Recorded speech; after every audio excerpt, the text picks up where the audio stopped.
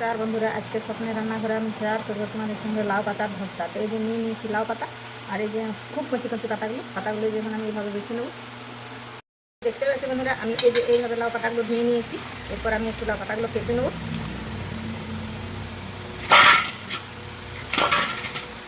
তো এই যে দেখতেই পাচ্ছি বন্ধুরা, আমি লাউ পাতাগুলো কেটে নিয়েছি। এরপর আমি এটা কড়াই দিয়ে দেবো। তার সঙ্গে দিয়ে দিয়েছি যে 4-5 কোয়া রসুন, এটাও একটু সিদ্ধ হয়ে যাবে। এরপর দিয়ে দেবো আমি পরিমাণ মতো নুন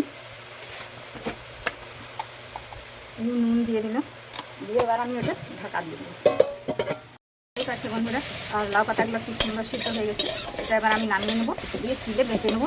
দেখতেই পাচ্ছি বন্ধুরা, লাউ পাতাগুলো আমি শিলে নিয়ে নিয়েছি। এরপর আমি এটাকে লাউ পাতাটা এই যে এইভাবে বেটে নিয়েছি। এরপর আমি এটা তুলে নেবো। বন্ধুরা, আমি আবার কড়া বসে, তেল গরম হয়ে গেছে। আমি তো লাউ পাতাটা নুন দিয়ে সিদ্ধ করেছিলাম, তবুও আর একটু নুন নেবো। দিয়ে এই দুটো শুকনো লঙ্কা ভেজে নেবো।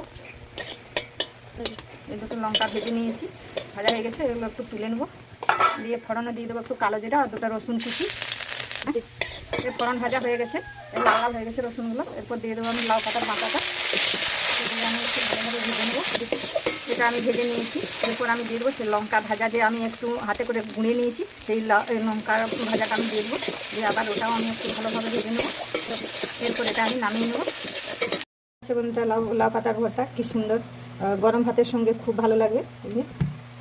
তো যদি আমার এই লাউ পাতার ভর্তাটা তোমাদের ভালো লেগে থাকে, তাহলে আমার একটা লাইক একটা সাবস্ক্রাইব করে দেবে।